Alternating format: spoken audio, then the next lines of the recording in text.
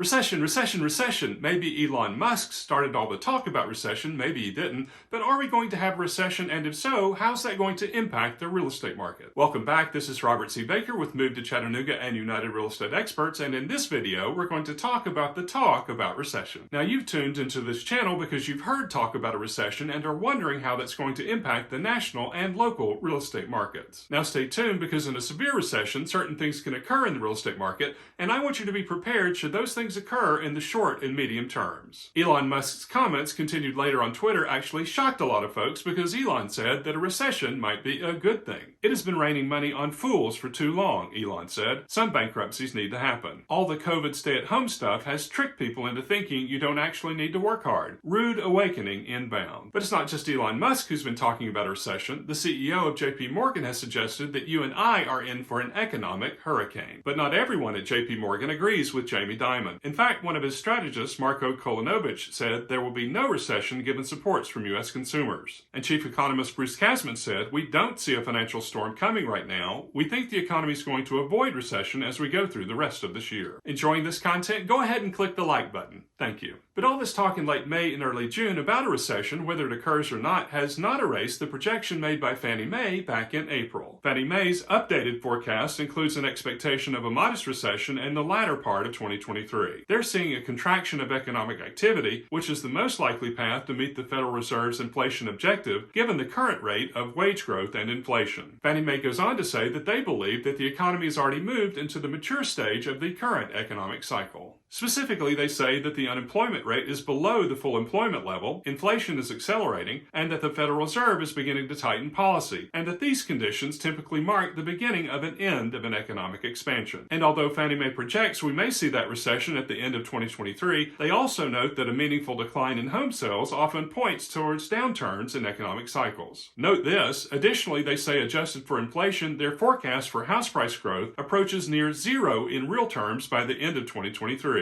And that's something that also occurs only in or near recessions. In the past, a recession was defined as 2 or more consecutive quarters of declining GDP or gross domestic product. If we look at the first quarter of 2022, we see that the U.S. Bureau of Economic Analysis shows a decline in GDP the first quarter of this year. What about the second quarter? The Atlanta Fed's running estimate, not an official forecast, of second quarter GDP shows a further decline. That said, other contemporary leading indicators for a recession, such as the ISM Purchasing Managers Index, are not so pessimistic. On the other hand, according to a recent Bloomberg survey, economists project a 30% probability of a recession in 2023, which is the highest it's been since 2020. And according to CNBC, not a single chief financial officer surveyed believes that a recession can be avoided. According to the majority of respondents, a recession will occur during the first half of 2023. No CFO forecasts a recession any later than the second half of next year, and no CFO thinks the economy will avoid a recession. But what do the people say? People like you and I. The University of Michigan Survey of Consumers measures consumer sentiment across the nation. And in the most recent survey, consumer sentiment declined by 14% from May, continuing a downward trend over the last year and reaching its lowest recorded value comparable to the trough reached in the middle of the 1980 recession. Nearly half of the consumers surveyed attributed their negative views to inflation, although many mentioned the rising price of gas. And that negative sentiment among business leaders and consumers may actually play a role in leading us into a recession. Or as Nobel laureate Robert Shiller observed, it may be a self-fulfilling prophecy. We may go into a recession in part because so many folks believe that a recession is inevitable.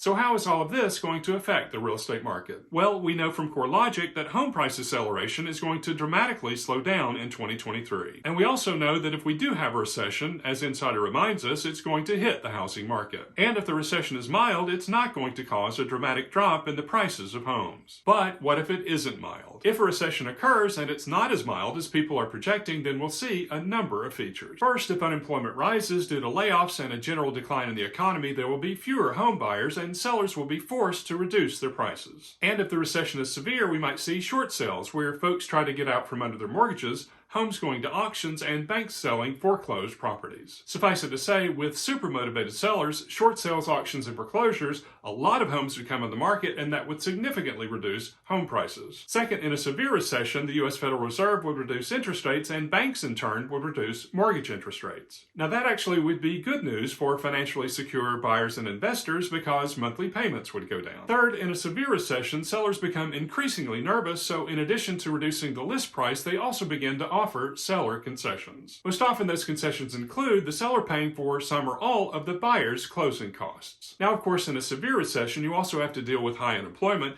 and there could be some troubling issues in dealing with foreclosed or short sale properties, particularly when it comes to title. And as I mentioned in a recent video, while currently home sellers are reducing their prices, this seems to be a function of rising interest rates and a general slowdown in the real estate market. True, buyer demand has softened, but we're in such a low inventory situation that in many places in the U.S., prices are going to remain stable. However, price acceleration is going to decline significantly. Here's how the Motley Fool puts it. If a recession were to hit, it would result in lessened demand, especially if mortgage rates stay as high as they are right now or keep climbing. And that could, in turn, bring home prices down to more moderate levels. Even if we do have a mild recession, the Fool notes, a notable drop in buyer demand shouldn't result in a housing market crash. If anything, what it might do is open up the housing market, allowing financially secure first-time buyers to finally have a shot at owning property, as well as real estate investors to scoop up income properties more affordably. Do you think that the housing market's going to crash? If so, watch this video next.